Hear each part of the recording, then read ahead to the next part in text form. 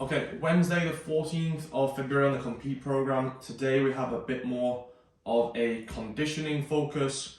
So no sort of barbell work going through today's session. We're starting with either intervals or gymnastics, whichever one you want to prioritize. Some people kind of want to just get straight into that fitness stuff, get the body moving through that. And some of you, especially if gymnastics is a big weakness, I would suggest getting that in first, just to be a little bit less fatigued going into that part of the session. So if you are choosing the gymnastics first, a good warm up to get through, and then we're going through 8 sets of 3 strict pull-ups with that underhand grip, and if possible adding as much weight to those as possible, but not going to an absolute max, so not going to failure, keeping a really good focus on a nice tight hollow body position, and then pulling your chin very high above the bar. So not kind of those ones where you're really sort of straining just to get the chin over the bar.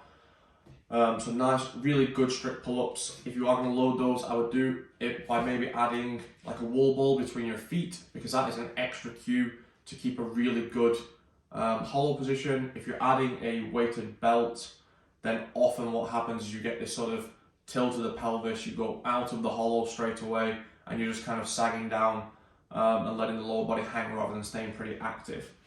After that, you have butterfly pull-ups. So just kind of building on the chest to bar stuff we did. We did that 10 sets of 10 chest to bar. Now hopefully going for some bigger sets of just regular pull-ups, but this is not chest to bar reps.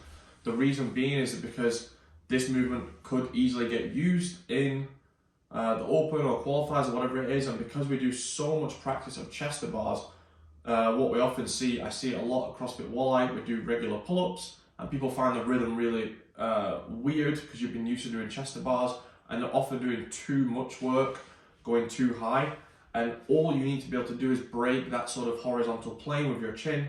So trying to get as efficient as possible, do as least work as possible as you can on these butterfly pull-ups, and knocking out some pretty big sets, supersetted with some ring support hold, or if you're fortunate enough to have a set of parallel bars, or you sort of have the energy to set those up with like axle bars or barbells, then you can do some parallel bar traverses as a superset with those pull-ups. The intervals today, super basic, 3 minutes to do rowing, echo bike, and then max reps shuttle runs.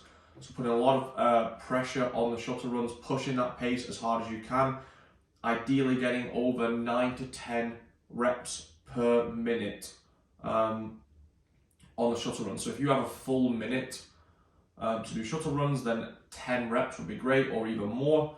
And if you're having a little bit less or a little bit more than a minute, then trying to still maintain that sort of pace. A 10 rep a minute pace is a very good pace on shuttle runs.